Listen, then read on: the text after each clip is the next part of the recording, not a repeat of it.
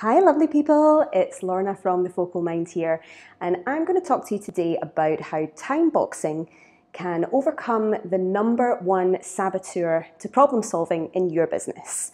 So what is this number one saboteur that I'm talking about?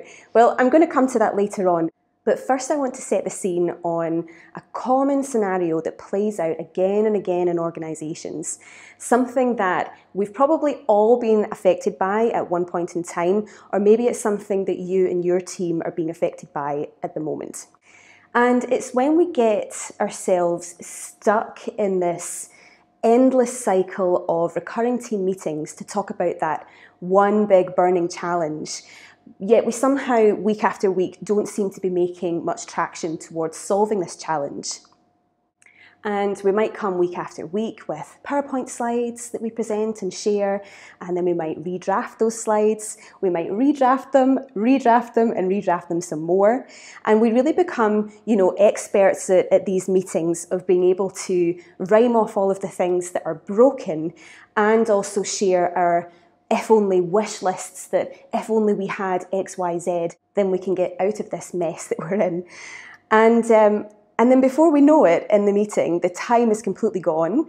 The chorus of, sorry, I need to drop off for my next meeting starts to trail in, and we're no further forward in being able to solve this challenge.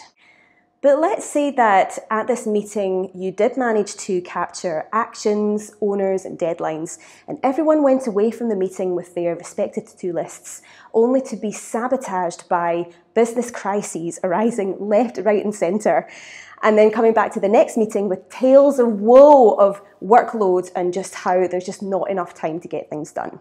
And this is where optimism really starts to wane, skepticism really starts to breed in its place about how we can never seem to get anything done at a pace in this organisation, or we simply don't have the time and the resources to work on the most important stuff. So I'm going to suggest that all of this stuff that we truly experience that gets in the way of our progress is actually a cover for the real issue.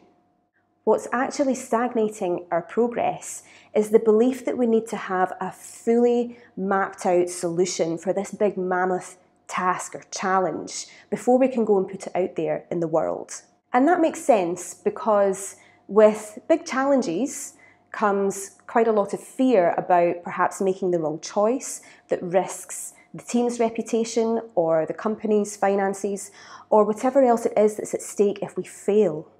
So we plod on in the familiar productivity of the daily grind, aka also known as the bottomless pit. And all of those unproductive meetings in our calendar are further compounding the issue because then there's even less time to get the most important stuff done, to get the actual work done. And by this point, we're so deep in the cycle that it can feel really impossible to break free from it. Enter time boxing. So our friends in software development have been leading the way with time boxing within agile project management principles and frameworks like Scrum sprints. So time boxing is a short block of time set aside that's dedicated to working on a particular activity. And if we put several of these intentionally crafted time-boxed activities together, then we have a formula and a structure for breaking down mammoth activities into short bursts and getting through each activity. And along the way, making effective decisions for how to iterate and how to continuously improve. I just want to also talk about another application of time boxing, which has also made its way to the world of personal productivity and time management hacks. And time boxing in this domain involves transposing all of the items on your to-do list onto dedicated blocks of uninterrupted time on your calendar. And one of the benefits of time boxing in this way is that it can help us overcome that overwhelm, that sense of overwhelm that we can get when we have an open-ended activity to tackle. And as AJ says in his article that I read on UX Planet, there's this attitudinal shift that goes from one of the dread of this activity that's looming over us to one of being able to just see what happens and see where we end up at the end of the time that we've set aside to do this activity. And that takes us back to this mindset within Agile, one that's of experimentation, knowing that some of those experiments are going to fail and being okay with that, and then also one of constant iteration and continuous improvement. And if we can really embrace that mindset, if we can get comfortable with some of the things that we're going to put out there are not going to be successful, but we're going to learn some data that's going to inform the next step and what we should do. And we're going to learn about these things quickly and at a pace. It's going to get us out of this position of being stuck where we are. It also takes the pressure off of having to have a fully polished, finished masterpiece before we go and put our solutions out into the world to test them. It also overcomes the procrastination that's associated with, I really don't want to do this task, which is actually underpinned by, I really don't want to risk getting this wrong. Ultimately though, this productivity hack puts you in control of when the most important work gets done in your calendar. And it also prevents meeting organisers from hijacking your calendar. But wait, haven't we already got all of those unproductive recurring meetings scheduled back to back in our calendar? We do. So how do we get out of the mess that we are in? If only we could use that dedicated time that's already been set aside in a meeting to efficiently frame the challenge, synthesize and visualize the individual team members' ideas, and leave the meeting with a workable prototype to immediately go and test as soon as you leave the meeting. And that's exactly what our workshops at the Focal Mind are designed to do.